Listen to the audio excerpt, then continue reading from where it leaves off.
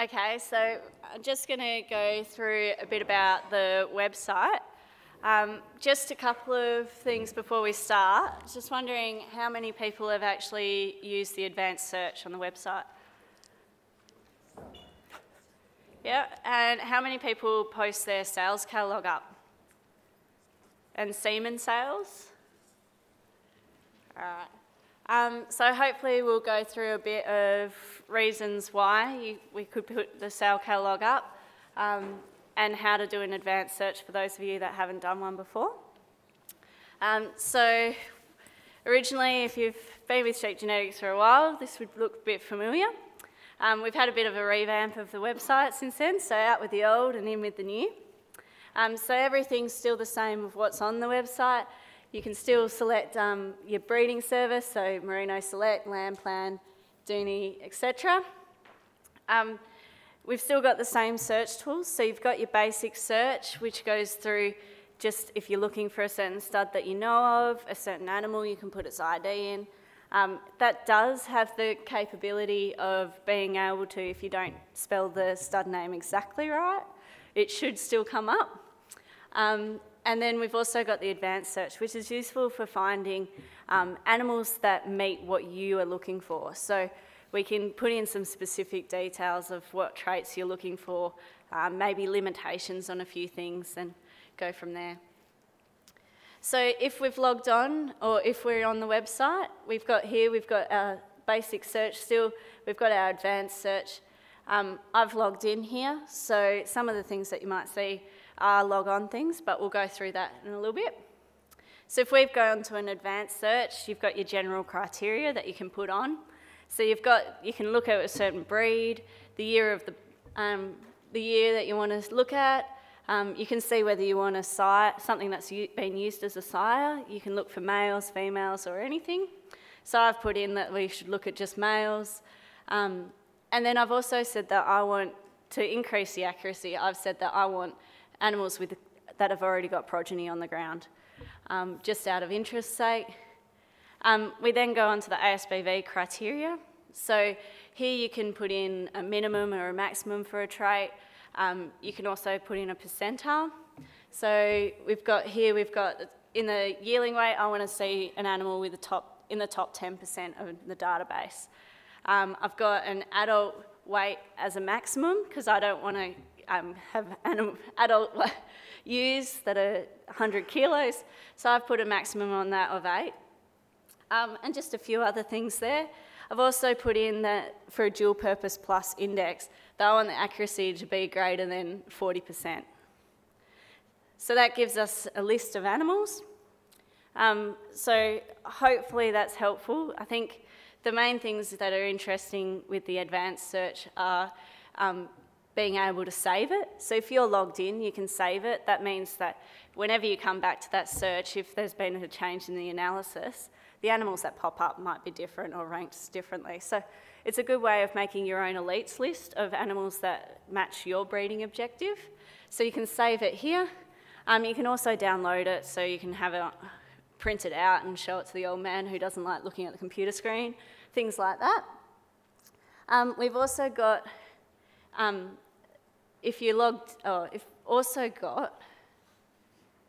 this green button up here. If you choose to pull that down, there's ways of being able to show the sires.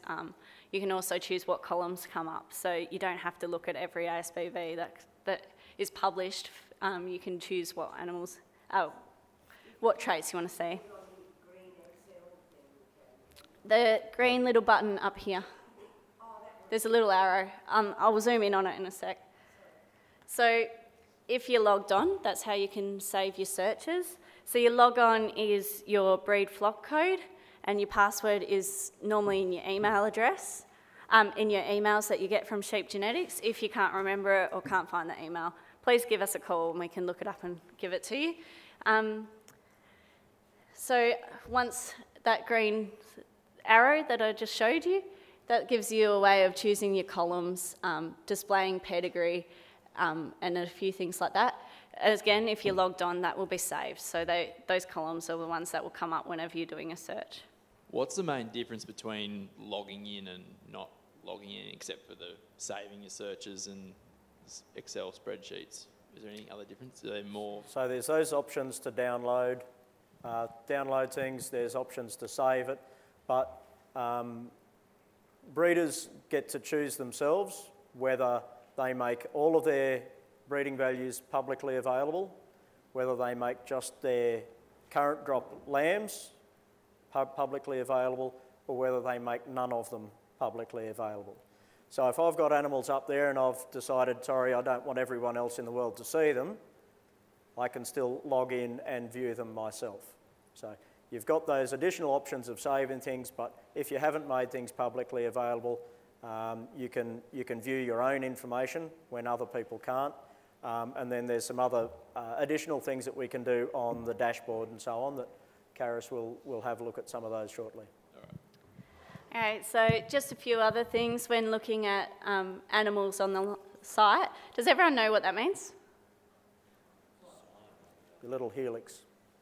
Oh, DNA test. Yeah, so there's a few things like that that are coming for other traits. So if you've got a website, you can now nominate that, so when an animal of yours comes up, there's a way that we can link it so that people can press on it and go to your website. We will also have a link there, so if there's an animal that is up in the sale catalogue or a semen sire, that there will be another little thing here that will, so when you're having a look, you can see what animals are actually there for sale or coming up. So as I said before, the advanced search, it's a good way to create your own elites list or animals that are going to meet your breeding objective. When you're logged on, you can save your search. And it's a good way that you can, if you use the log in, you can choose that you can see the sire of the animal, which I think is quite handy. So we've got a few projects coming up that Hamish talked about earlier this morning. One of them is an app that's being developed with the Sheep CRC in conjunction with Telstra. Majority of the work's been happening in America, in San Francisco, and Luke Stevens has been over there a fair bit with it.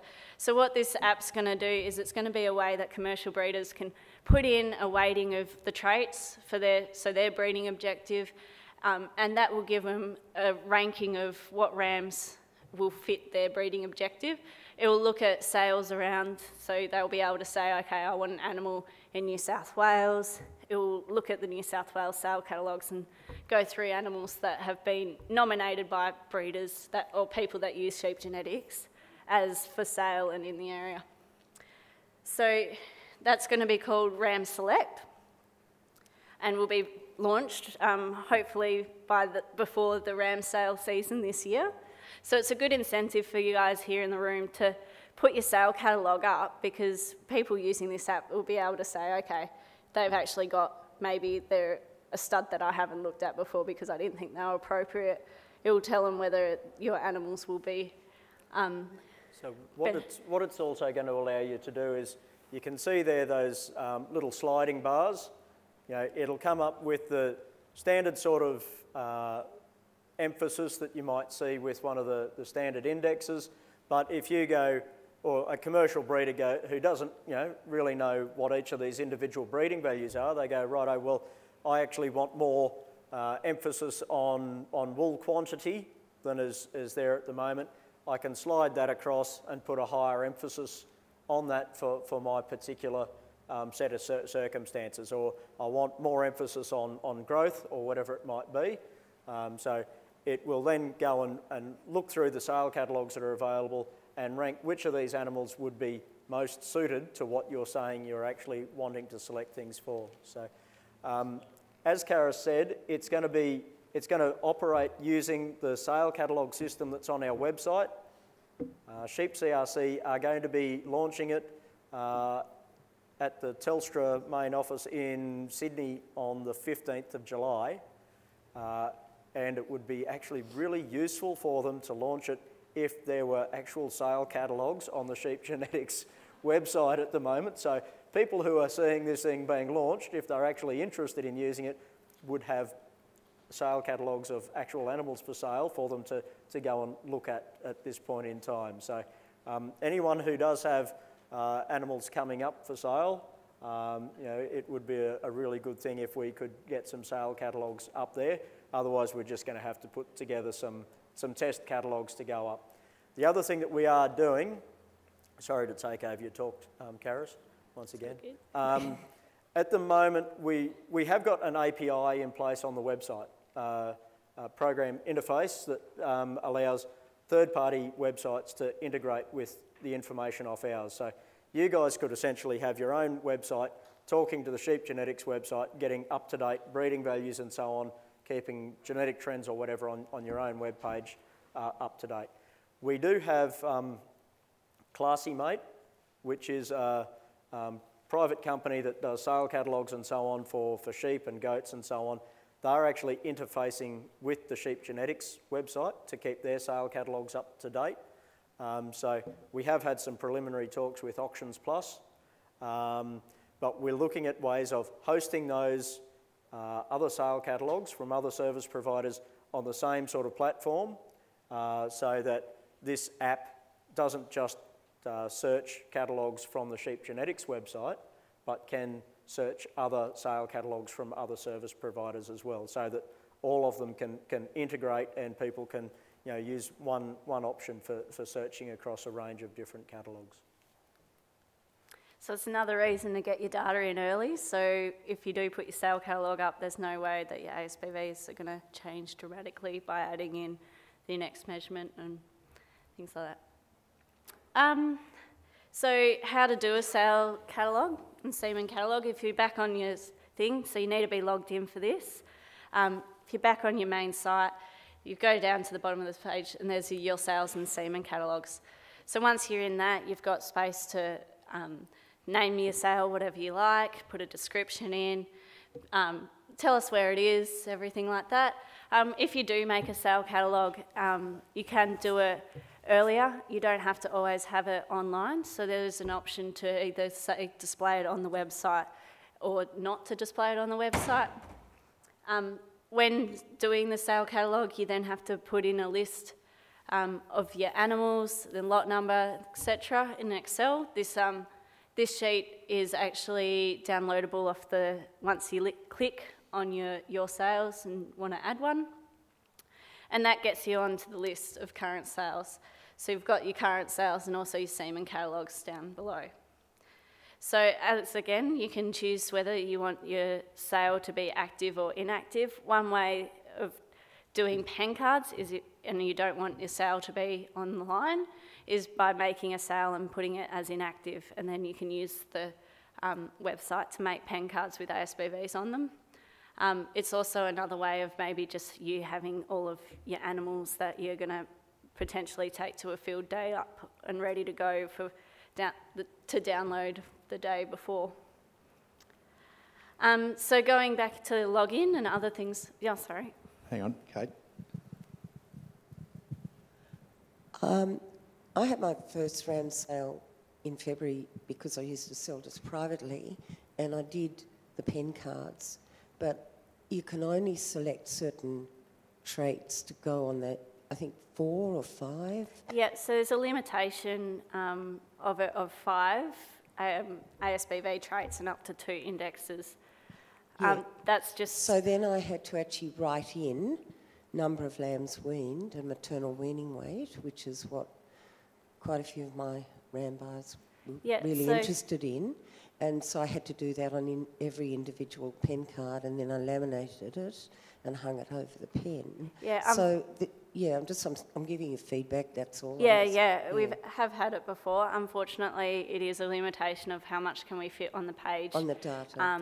Okay. One way that people have been getting away around that is by actually making 2 pen cards. So doing it once, printing the pen cards, and then doing it again with your other traits on it. That way it's all uniform of how it looks. But the decision was made to do it that way because for the bulk of our commercial guys, trying to understand any more than 6 or 7 pieces of information in one go is a bit much to take in. No problem. The decision was to keep it reasonably simple if possible. Yep, sure. If you do want to go to that next step, as Kara said, you can do a couple of them. Okay. Just reprint. Yeah, so some of the tools when you're logged in, as I said before, is being able to save your searches. Other things are the dashboard, which is where you can find your genetic trends. You'll be able to now also, once you're logged in, you can get your downloads, update your details online, and also if you've had the Matesel training, you'll be able to get Matesel off this. So if we go back to how we're just logged in before, if we go to the tools section here, I think I've got it twice, sorry. That gives you to this page. So here we've got the links to the dashboard. We've got being able to revise your details, being able to download your most recent analysis results, Matesel, and obviously the other ones for admin. So that's where we can update your details if you call. So going to the dashboard, you'll be able to pick the data set that you want to have, the analysis, look at your flock, you choose what year you want to look from, and you can also choose your chart type. So for just a quick example, I've chosen a line chart, and we can look at the genetic trend between just all males in this flock and then all the sires in the flock. So we've got yearling greasy fleece weight here. On both, so we can see the comparison of the flock versus the comparison of all merinos, and then the merino type that's similar to them. Here we've also got our generation intervals. So this is pretty handy when you just want to see how you're going in relation to other sheep flocks like your own. It's also a good way to see how your selection is in comparison to all of your males and the sires that you've picked. You can choose to have just the sires and on both and have a look at different traits. So all these drop-down boxes, you can have a look at anything, so it's quite helpful. Other things that we've got on the here is the tools. So the My Details, so that's one way of updating your details. You can now go online, and if you've got a service provider, you can just click on that, scroll down, find your service provider and submit that to us. That way, from then on, your service provider will be able to access your data, and if you're wanting to do a Matesel, they'll be able to then pull the data to use in their Matesel if they've done the accreditation. We've then got our updates. So as I said before, now you don't have to scroll down and try and find your flock. You quickly log in, go to My Updates, and then you've got all the files to update to your software there. And lastly, we've got Matesel, which I think Will was going to run through. So Matesel is mate selection. It's another version, or not another version, it's a way of doing TGRM, if you've heard of that. But yeah, you need to be accredited for Matesel. So the service provider training that we ran down in Melbourne a couple of weeks ago, people that were there, service providers, are now able to use Matesel. So if you're interested in it, just again go give them a call and update your details for them. Thanks, Karis. So just going through Matesel. So has anyone in here heard of Matesel before? Couple? Yep. Okay, so in a nutshell, we provide a list of eligible males and eligible females. This is of course limited if you put a heap of constraints on, but just in a basic equation that you just put in a list of males, a list of females, what you want to be improving, what you want to be, capping, like birth weight, and then from this you hit go, and within 2 minutes you've got a report back to you saying who to join to who based off your inputs. And you can fiddle around with it as well. So if you're, the idea being that if you run it through and you realise you've forgotten about inbreeding, go back, run it through. 2 minutes later, it's up there again. So, and it's also pretty important to be able to see what's called the frontier. So I'll get to that in a moment. But just as Kara said, we really want to be, we've worked on releasing this to the service providers, and we do need people to go through a training process before we're able to unlock that function for your admin login. Sorry for your login. So once we get you through a training day, we can then open it up to you to use, because it is very complex to be using at home. So it's ideal for reducing co-ancestry and inbreeding. So if you've got an issue arising, probably a bit more applicable to some of the closed book flocks. If you've got an issue coming up where you seem to be seeing your inbreeding level rising up, yeah, this is a really key tool for that, because you can cap your inbreeding and your co-ancestry. So co-ancestry is the relationship between that progeny with each other. So how many of those progeny, so how inbred would those progeny be if you were to breed only from that generation? So co-ancestry is not inbreeding now, but it would lead to inbreeding further down the track. So I guess at the extreme, if I went and bought a completely unrelated sire and joined him over all of my ewes this year, the inbreeding level in my current drop of lambs is 0. But the risk of the co-ancestry is high. They've all got a common ancestor. The risk of inbreeding over the next few years is suddenly significantly higher, because if I use any of my own homebred rams over any of those ewes that I bred that year, I've obviously got an inbreeding issue. So co-ancestry isn't inbreeding now, but it can lead to inbreeding over the next few years. And so this is a really good tool for if you're looking at doing an AI or an ET program. So you're able to punch in their number that you're looking at and run the Matesel, work out how much gain you're going to get versus using another sire. So it's pretty interesting being able to run those through right in front of you, and within the space of half an hour know which sires you're going to use for this year's joining. So this is what we see as a frontier. So the frontier, we're working on an index up the side. So when you go to put in your list of eligible males and females, you also select an index that you're most related to or most important to you. And from that, you can also add in the different traits. So things like post-weaning weight or worm egg count or fibre diameter, just things that are important to you, and you tell the program which way you want that trait to go. So you say you can tell it to put a cap on a particular trait. So like I said with birth weight, you can say don't go above, no matter what, I don't want to go above this level of birth weight. Same with worm egg count, except the other way around, you're putting a minimum use on it. And along the bottom there, we can see is the co-ancestry. So as we work up, as we get further and further up here, sorry I missed a bit, that little orange dot is the end result of your joining. And all those little red dots is where the program's trying to run it. So down here, it got to this point and said, oh no, I haven't got the best gain, I'll try again. Got a bit closer and it's worked its way slowly up until this orange point here. So on this side of that blue line, which is called the frontier, that blue dotted line, over here is not possible to be. Down here, this is your maximum limit. This is where you can be. So you're always on this bottom right-hand side of that frontier, and the aim of the game is to get as close as you can to that without getting your inbreeding going up too high, so your co-ancestry. So you can see here, if you went right up here, you'd be getting as much index gain as you could. You'd be getting that progeny drop. That progeny would be an average of 130 for, I think this was maternal dollar, I think it was.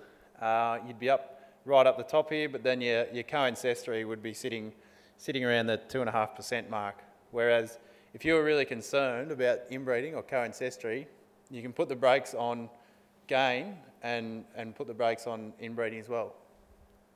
Okay, so also quite important to note that the more parameters or the more fields that you add in, so this is just using the one index and saying we're not too worried about inbreeding because we're only looking at between 3% and 1%. So not too much of a concern there, but if you start seeing 15% down here and 2%, that's when you'd be saying, well, I don't know if I want to be up there. I know I can get there, but at what cost? I could be starting to see some of those diseases, or I could see inbreeding depression.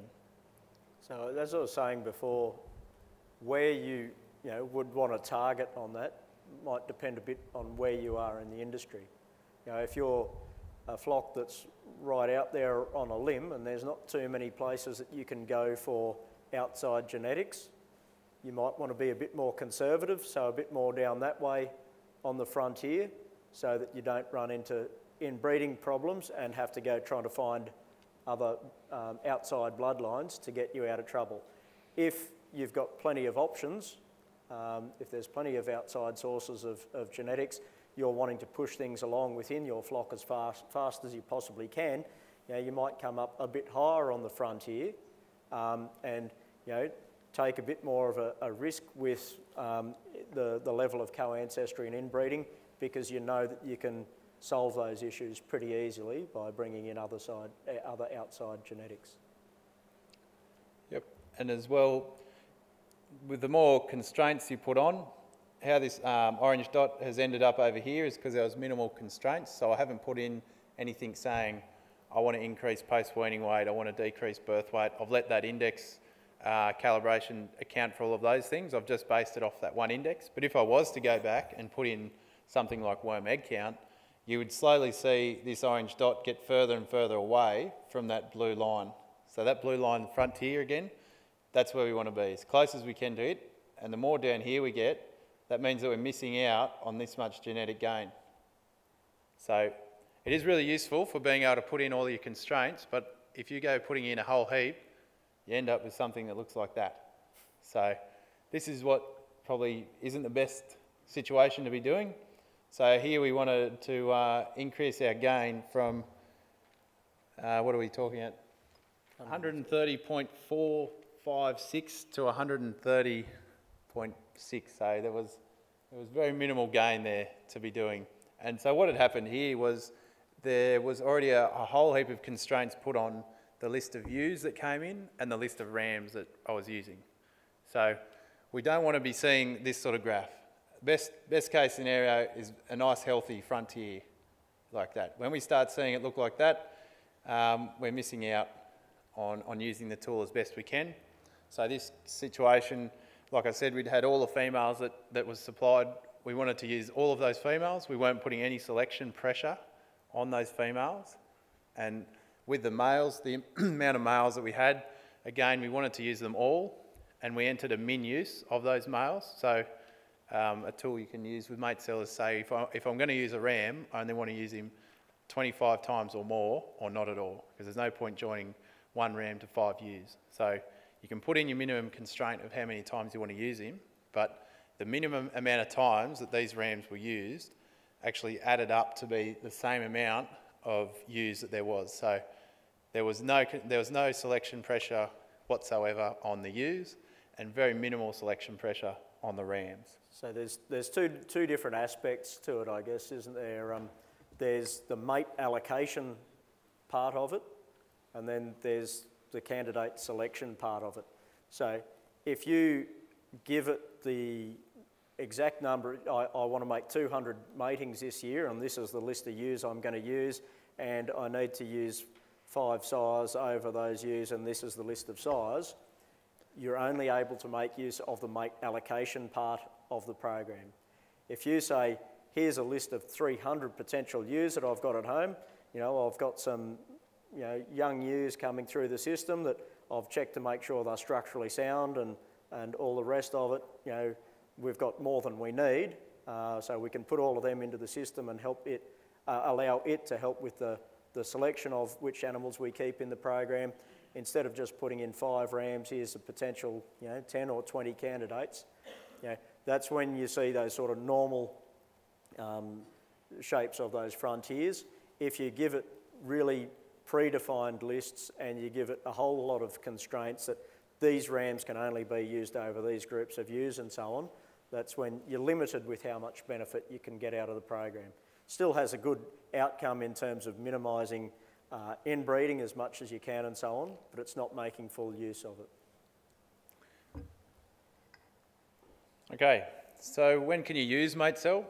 I think we've crossed this already, but we need someone to go through the training process before we flick on that switch to be able to let them use Matesel at home. So it is quite a powerful tool to be using, and we don't want people using it and then turn around and saying, well, how come my sheep are all inbred, or what have I done wrong? So we really need to stress that we need to do this training before we can allow you to use it. We've already done some training, as Karis mentioned, down in Melbourne for the genetic service provider training days down there.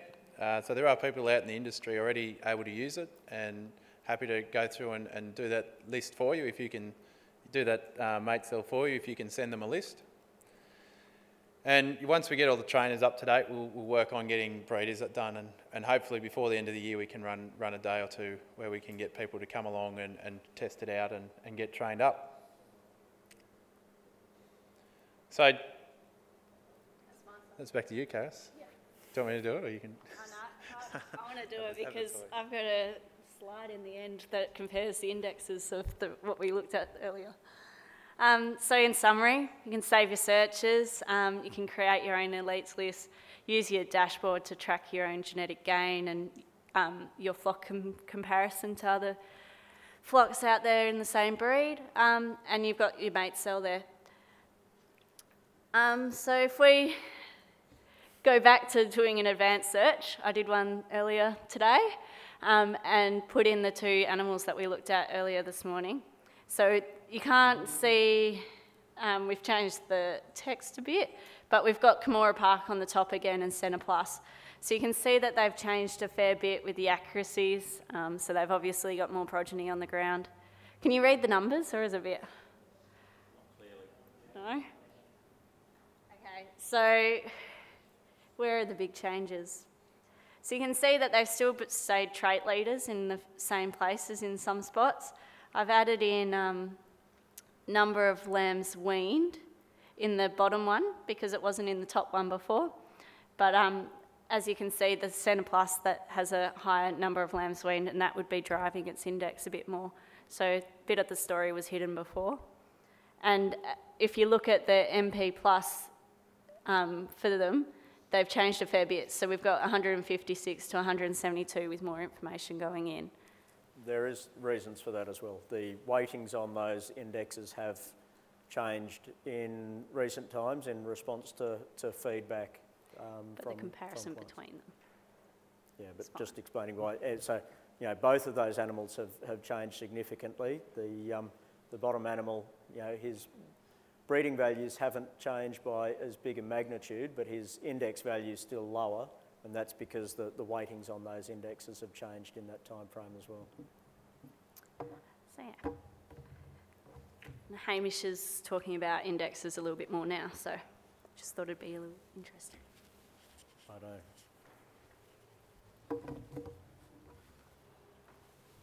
Righto. I won't spend too long talking about indexes, hopefully, unless there's plenty of questions, because we were hoping to have people out of here in a reasonable time frame. So, and we did spend a little bit of extra time talking about them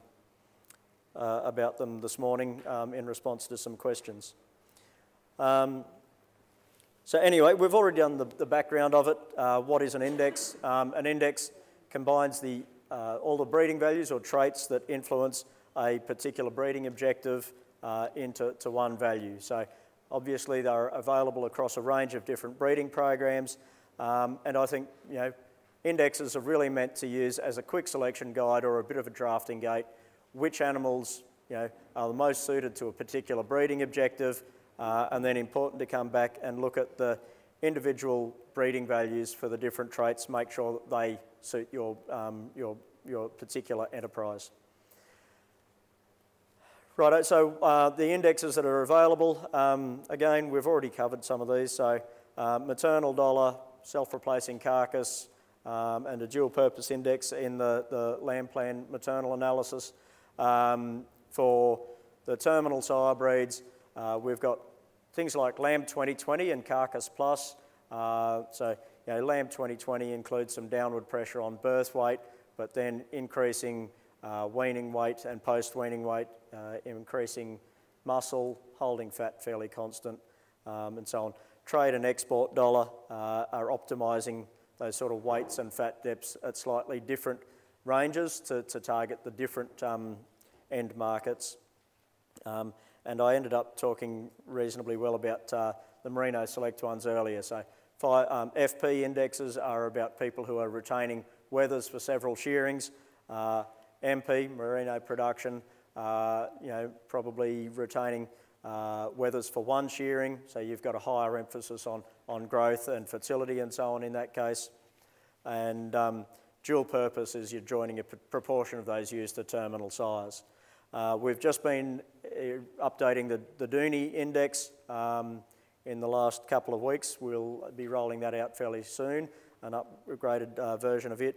And we can do custom indexes for people, so some specific user indexes if there is the need for it and if your breeding objective is significantly different to what those standard indexes do for us. So we talk about what those indexes do for us in terms of what's the expected or relative response for the different traits as an outcome of them, and how much do they contribute to economic gain. The development of indexes has changed a little bit over time. We still do have some desired gains indexes that I was talking about before. Carcass Plus started off as, if you go back far enough, 80-20-20, where, 80-10-10, and then went to 60-20-20, where 80% of the emphasis was on increasing growth, 10% on increasing muscle, 10% on decreasing fat. Our methodology has pretty much changed to use current market information and dollar values for traits, and line that up with what breeders are trying to actually improve. As I said, custom indexes or user indexes, we can create those if people are doing things that are quite different to what other people within that breed type are doing. We don't make them publicly available. We don't do percentile bands tables and so on because others don't necessarily have the same emphasis on those traits. We don't necessarily have the same number of traits being recorded in all flocks. Say if someone wanted a custom index that used adult weight, for example, if they're measuring adult weight in their flock, that's fine to put downward pressure on adult weight, try and cap it.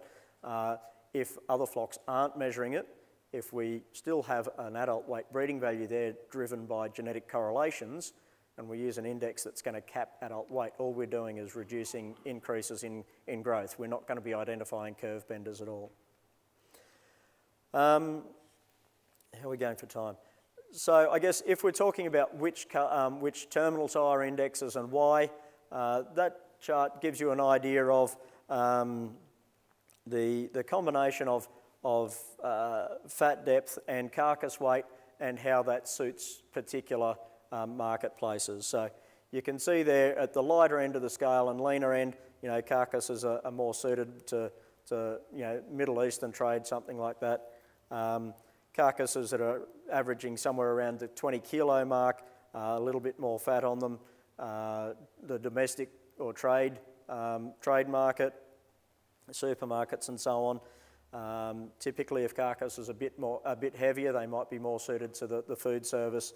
And our much heavier carcasses and fatter carcasses are typically destined for the export market. So as animals get fatter or get heavier, they're typically suited to other marketplaces. So we do have different indexes that are meant for optimising sort of weights and fat depths specifically for those areas.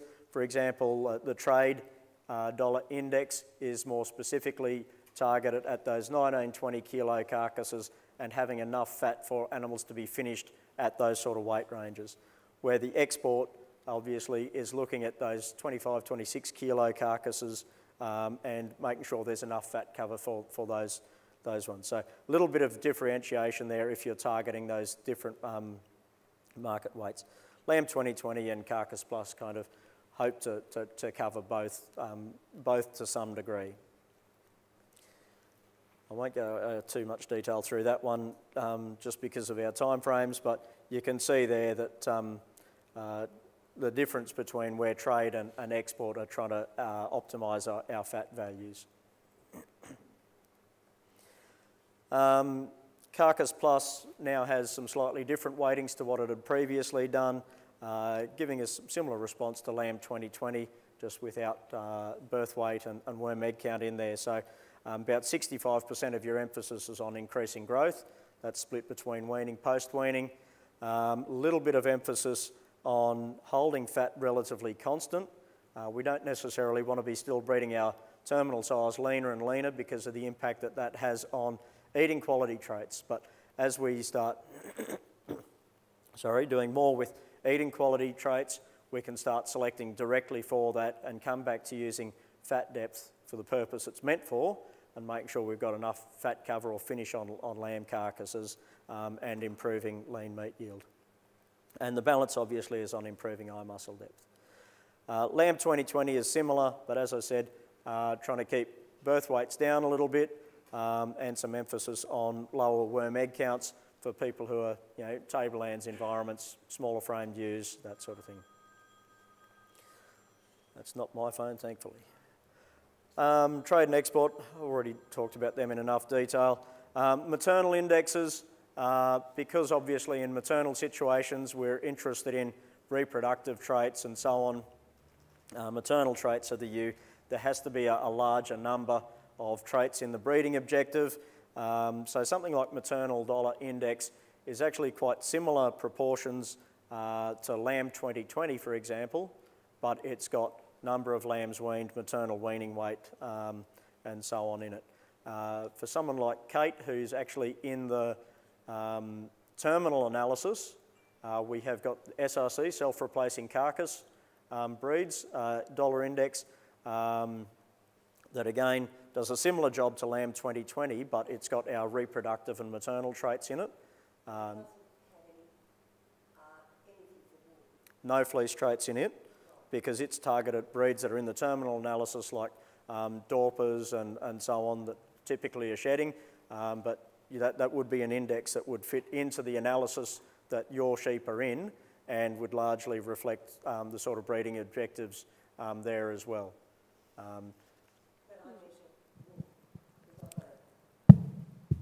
Yep. I measure fleece weight and scrotal circumference. Well, in that case, something like maternal dollar would possibly suit you better, that has got some emphasis on greasy fleece weight, or potentially the dual purpose dollar. So, what about the dual purpose index?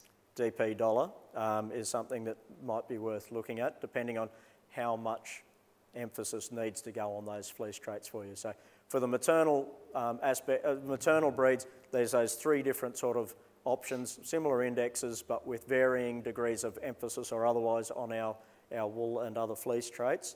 The maternal indexes are the next ones to be updated. We'll be looking at those. We're currently working on terminal indexes and how to incorporate eating quality traits in them. So I'll go through that shortly, but as soon as we've finished that, the maternal indexes are the next ones to be reviewed. Because I'm putting a lot of emphasis on number of lambs weaned, I might need to talk to you about it. Righto, already talked about the Merino Select indexes, so in the interest of time, I'll skip that one. I've already beaten myself to the punchline anyway. So in terms of incorporating eating quality traits into our terminal sire indexes, Andrew Swan at Agbu, who does a lot of the development work for us, is working on that at the moment. So the big difficulty for us at the moment is how to go about valuing eating quality traits. So obviously abattoirs aren't yet in the position where they can measure things that influence eating quality, like intramuscular fat and shear force in abattoirs at chain speed. There's a lot of R&D going on that front at the moment, and hopefully we will have tools available for them to use in the next year or two for that purpose. So the way we've valued it for the purpose of index development is based on the work that the sheep CRC's done, collecting information out of the information nucleus flock and so on, and the taste testing panel work that was done there. So, consumers were scoring animals basically on tenderness, juiciness, flavour, overall liking, and then that flowed through into willingness to pay surveys. So on the willingness to pay surveys, you could see that, for so many extra points on the overall liking, they would be prepared to pay twice the price or whatever. So that was the methodology to use to value it. Worked out at something like 16 or 17 cents a kilo carcass weight, or about $3.60, I think it was, per ewe joined for so many points in for a point increase in overall liking. So that's how he's valued it, and has gone through and looked at how to what sort of impact does that have on the an increase in one score has what sort of impact on eating quality of topside. A little bit hard to read there, sorry, but by shifting the whole population up, you can see there that hopefully we've got less ungraded meat and more falling into that 3 and 4 star sort of MSA category. So there are the values there. So increase of 1 score in overall liking, 15 cents a kilo in carcass price, or $3.21, sorry, per ewe. So that's assuming there is supply chain feedback, which there's not at this point in time, but something that we are expecting will come through the system in the next couple of years. So Andrew's gone through and compared basically what Carcass Plus is currently doing, Carcass Plus and eating quality based on that method of valuing it, and then some additional emphasis on intramuscular fat to see how much emphasis we would need basically to stop our eating quality traits sliding backwards, which, to be honest, they are at this point in time. As we increase lean meat yields, we are having an unfavourable impact on eating quality traits. So it's about how do we make sure we maintain eating quality in acceptable range. So quickly to give you a bit of an idea there, you've got the 3 different indexes that he tried, and you've got 2 different coloured bars for each one. So red is based on measuring the base traits only. Blue is measuring those plus using DNA testing, so genomic predictions for our eating quality and yield traits. So I think the first thing you need to realise is that same as all other indexes, we get a different response to an index if we are measuring the traits in that breeding objective. So by measuring intramuscular fat, for example, using genomic testing, we're getting a very different response out of some of these indexes. So lean meat yield in Carcass Plus is increasing. If we use the eating quality version of it, still you're seeing, if anything, better increases by putting additional weight on intramuscular fat to make sure we're still not sliding backwards. It makes it slows down our rate of gain significantly for lean meat yield, and actually gets a negative response there for lean meat yield if you have that additional emphasis. But in terms of eating quality, Carcass Plus is seeing significant decreases at this point in time for eating quality. Carcass Plus plus the eating quality traits, valued the way he described it, slows that loss of eating quality significantly, but doesn't quite bring it back to stable. So if we add a little bit more emphasis on eating intramuscular fat as well, that's when we start seeing a positive response and an improvement over time in the population for eating quality traits. And again, you can see there the blue bar is much higher, so we get a much more favourable response if we're actually measuring that trait using genomics. Righto, so basically, long story short, eating quality index does solve some of our issues. We're still getting good growth rates. If anything, we can make sure we still get better growth rates. Reasonable for eye muscle depth, not too bad an impact on eye muscle depth. We can select directly for fat still, improve our lean meat yields. It's a better response for eating quality, but still slightly negative.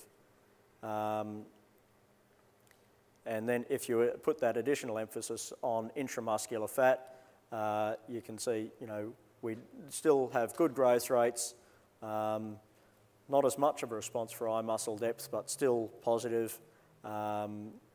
Fat depth increases if we don't use genomics because it's a correlated trait that we're selecting on to try and improve our eating quality.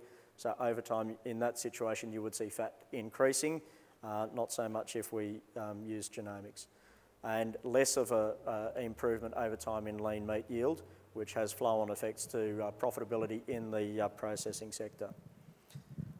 Hamish, I've got a question just relating to the fat depth and the ability of producers to finish lambs to grids with specified fat scores. Yep. If our eating quality indexes are still wanting us to be putting downward pressure on fat, are we going to be seeing the issues that we've got with people having trouble with slabby lambs and not being able to get that cover and the finish on them that they're talking about at the moment? Yep. So you talk to the processors and they still are telling us that they have, especially at the heavier end of carcass weights, they still have a significant issue with over-fat carcasses. So, you know, there still is demand for us to bring, especially at that heavier end, to take fat off some of those carcasses. At the lighter end, not so much. But I think we've been through quite a process or cycle with how to use fat breeding values. You know, when fat breeding values were first introduced for terminal size, it was a fat lamb industry, we needed to take fat off carcasses. We did that and in some cases overshot the mark, started getting too lean. So, you know, starting 2008, 2009, sheep genetics were saying to people, look, we've taken enough fat off carcasses, we don't need to keep going that way. One, we need to make sure we've got enough fat on animals to finish them and get them, you know, into a condition that is slaughterable, if that's a word. But also because of the correlated impact on eating quality. Fat and PFAT and intramuscular fat are correlated. As we drop PFAT breeding values, we're also having a correlated impact on intramuscular fat. So over the last few years, there's been a change of direction. People are looking for much more moderate fat depths, and in some cases, people have been increasing it to try and make sure that they have good outcomes on eating quality. Now that we've got actual breeding values available for our eating quality traits, we now have the ability to select directly for those eating quality traits, which brings us back to the ability to use fat breeding values for the purpose they were meant for, and that's making sure that we have the right amount of fat or condition on our lambs to slaughter at our target market weights. So I think it's been quite a process, but we're now at that point where, you know, we can select for intramuscular fat and eating quality traits directly. We can use our fat to target how much cover do we need on those lambs. So anyway, I think that the main message to come out of that is if we want to maintain or improve eating quality in our industry, then we're going to get the best results by actually using genomics to test for it. And Swanee went through and looked at some additional, some economic gains in terms of dollars per ewe joined. And so I guess as a percentage of your economic optimum, so if you assume that eating quality plus genomics down here was 100%, so because of the way, you know, we can derive dollar values and everything at this point in time, that's 100%. If we let our eating quality traits keep sliding backwards, like we are at the moment under Carcass Plus, you know, you're going to see lower economic gains in comparison to that. The other end of the scale, I guess, is if we put additional pressure on intramuscular fat to keep it constant or improve it. Again, your economic return is slightly lower, but longer term for the industry, I think, you know, we don't want it to keep trending backwards because it's going to have an impact sooner or later on what consumers think of our product. So I guess the long story short there is it depends on how processors value it and what sort of market feedback signals we see, whether that willingness to pay data is a reasonable estimate or not. So the main thing I want people to be thinking about is that, you know, there's plenty of R&D going on in terms of what tools are going to be available to measure lean meat yield and eating quality and so on in abattoirs. It's not 5 years away. It's the next, you know, 2 or 3 years maybe. Given generation lengths in breeding sheep, you know, we need to start thinking about that now as seed stock breeders so that, you know, when there is abattoirs with the machinery in place to start measuring it and giving feedback on it, you know, you guys are pretty well placed to supply your clients with rams that are going to meet those market criteria. Righto, so further work to be done, more work looking at models and so on, and industry consultation process to go through before we finish that index off. So that brings me to a close.